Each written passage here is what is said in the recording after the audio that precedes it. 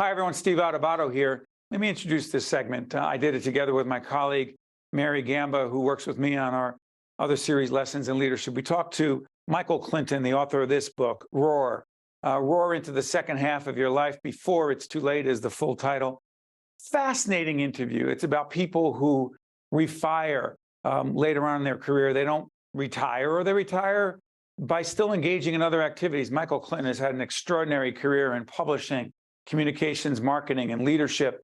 He is a terrific leader, but what he has to say is so important, so valuable, that we wanted to share it with our larger audience, because some of you may be wondering about the second or next chapter in your career. And regardless of how old you are, there's still something to contribute, 60s, 70s, 80s, and beyond. Let's take a look at Michael Clinton. We are honored to be joined by Michael Clinton, who's the author of Roar, into the second half of your life. Good to see you, Michael. How you doing? Steve, great to be with you. Thanks for having me. Great having you. Mary Gamba, my longtime colleague of 23 years, the president of the Caucus Educational Corporation. She works with us on the leadership development end as well. Mary and I have been debating this whole second half of your life thing forever. We actually interviewed, was it Warren Bennis, Mary? We interviewed his book, Refire, Don't Retire. I think it was Bennis. You agree, I agree with you, Michael, that we need to roar into the second half. Just don't peter out, you say? Yeah. Well, first of all, if you're 60 and you're healthy, you're going to have a good shot of living to be 90 or older. And, this is the new longevity that it's called. And the new longevity means that when you get to midlife, 50, 60, you got a whole other chapter ahead of you that was very different than your parents and your grandparents before, because life expectancies are growing. I'm on the board of the Stanford University Center on Longevity. They put out a paper called The New Map of Life, The 100-Year Life is Here. So this is, there's a possibility for a second career, a different lifestyle, a new relationship, all the above. So wind up, don't wind down. I call it rewire, Steve.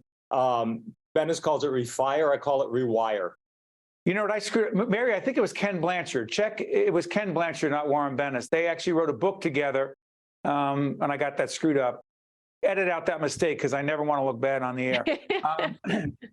We corrected it now. That counts as an edit, Steve. Mary, jump in here, because, again, I have said to you, since I got to a certain point in my career, I've been more engaged, more ready to do more different things, write this new book coming out, Lessons in Leadership, the Tough Stuff, later this year. Mary's like, why do you have to do more stuff? And I said, Mary, I'm still pumped up. Mary's looking to what? Well, and this is the thing, Michael, I am so excited to be, number one, I've read your book, and I'm so excited because it's helped me to solidify. I've said to Steve for the longest time, I said literally, like, the 25-year mark, Steve and I mean, nobody works at one company for 25 years anymore, right? So like, I need like a watch, or Steve, you can get me a watch, a nice pair of earrings or something. I thought you wanted more money, but that's all right. Yeah, more money is good too. But I said to Steve, I said, I want to pivot at that about 25-year mark, right? I want to try something different. Steve is so satisfied and so fulfilled here that he wants to continue on that path. So talk a little bit, I know ROAR is an acronym, and I would love for you to share what that acronym is, because I think that helps to set the context for the next part of our discussion. Before you answer, I realize I disagree with Mary's premise of the question. I don't want to do the same thing. Things are not the same. We're not doing the same thing. So I mean here. Like okay. Exactly. That's all I mean. You want to pivot here. I want to and to give Michael background, I want to open up an animal rescue, a dog rescue. So, that's completely different than here. So that's the difference. Understood. Fair. Go ahead, Michael. I think what's happening is people are taking both paths. People are working much longer. The data that's out is that people are working well into their 60s and 70s. Part of it because they want to and they're engaged. The other part of it is because they need to from an economic standpoint. If they're going to live a long life, they're going to have to really have a sustainable economic background. But the people that I interviewed for the book, 40 of them, all did a pivot outside into a brand new world, just like Mary discussed. And the ROAR acronym, R stands for the reimagination process and how you integrate reimagining into your life. The O is, own your stuff right now. You got to take a full audit, own your health, own your finances, own your age, own the possibilities. The A is the action plan. And there's a lot of great tools and resources in the book. And the R is reassess your relationships, because the people around you, family, friends, spouse, kids, employers, partners, whatever you call them, they're the ones that are going to really give you the lift to be able to do whatever you want to do next. And use that imagination to say, wow, I can do a whole new thing. I can open an animal rescue shelter if I want to do that. And I can do that for 20 years, or I can do it for the rest of my life, or do it for 10 years. I think we're in this time now where people are saying, I can have multiple careers, and they each may last 20 years. And that's okay. Interesting. That's okay. Mike, I want to follow up on this. And I want to thank our good friend, Nick Matarazzo, who you've known a long time. Your background, tell everyone, Nick is one of the top executives at Hearst.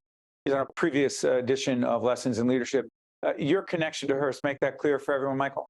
Yeah, no, thank you. Thanks, Steve. I was the longtime president and publishing director of Hearst Magazines. We have 25 magazines.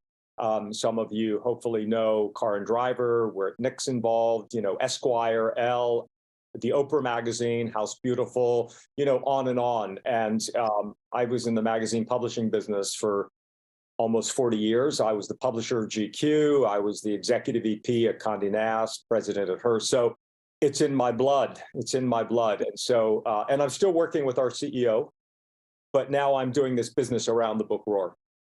I'm curious about something, Michael. To what degree is technology, I mean, look, 3 years ago in March of 2020, we pivoted along with the rest of the world. And we have not been in the studio. We've done some on-location shoots. We have not been in the studio per se.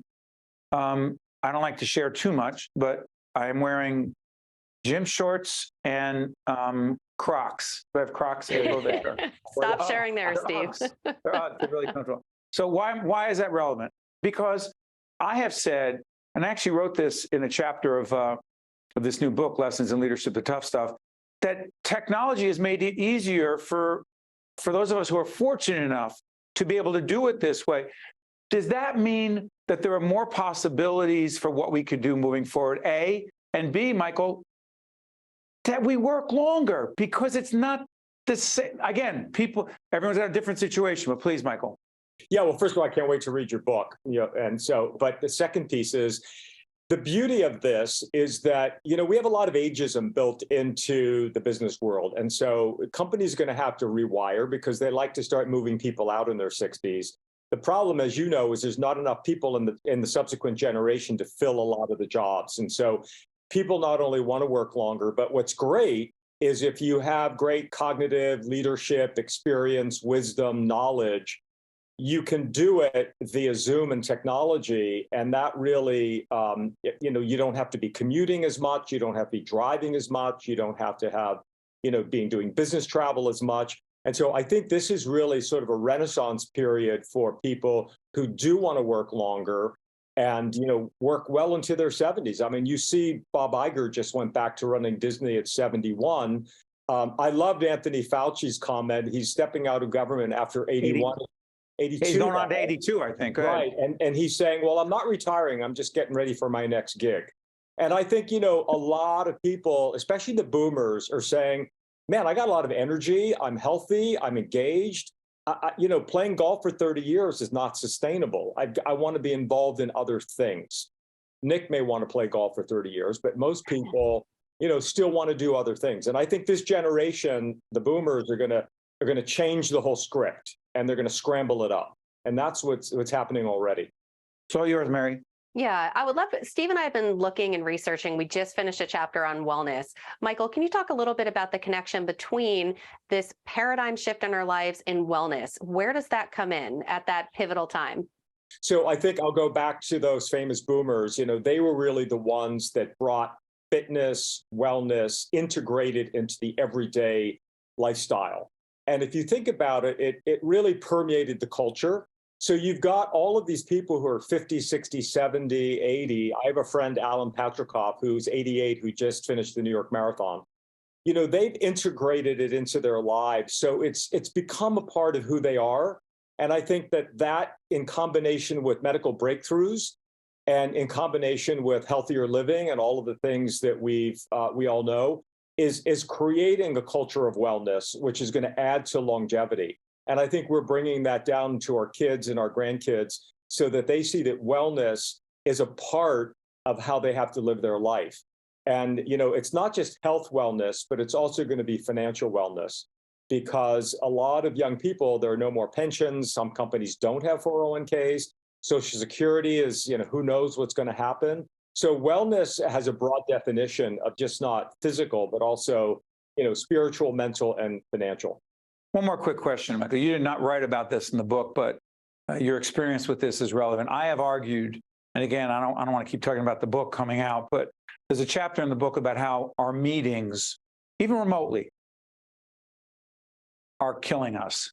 Too many meetings, too long in the day, too many meetings I don't belong in, too many meetings that are not engaging, interactive, and interesting, and it's affecting our wellness, meaning you're sitting here 10 hours a day, 10 hours a day looking. Am I making too much of the meeting culture literally killing us?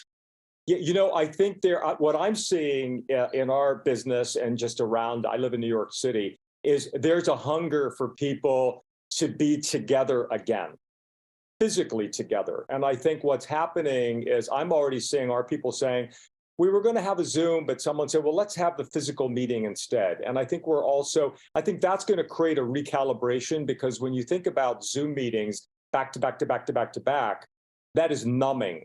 So, part of it's scheduling, but part of it is, we've got to be more together to be able to have the kinds of things that, create magic when people get together, whether it's for personal or for work. So I think you're starting to see it shift because of back to work policies changing and so forth. That's Michael Clinton. He has written a compelling book called Roar Into the Second Half of Your Life. In parentheses, in red, Mary, before it's too late. Michael, I cannot thank you enough for joining us. We'll be sharing this with our audience on the public broadcasting side as well. Michael Clinton, who has had a great career so far, and I can't wait to check out what he does after this. All the best, Michael. Stay with us. We'll be right back. One-on-One with Steve Adubato has been a production of the Caucus Educational Corporation. Funding has been provided by the Turrell Fund, supporting Reimagine Childcare, the Russell Berry Foundation, RWJ Barnabas Health, Let's Be Healthy Together, PSC, Valley Bank, New Jersey Sharing Network, Seton Hall University, PSEG Foundation, and by NJM Insurance Group. Promotional support provided by the New Jersey Business and Industry Association, and by New Jersey Globe. At the Turrell Fund, we know childcare creates transformative early learning experiences for young children and helps families succeed.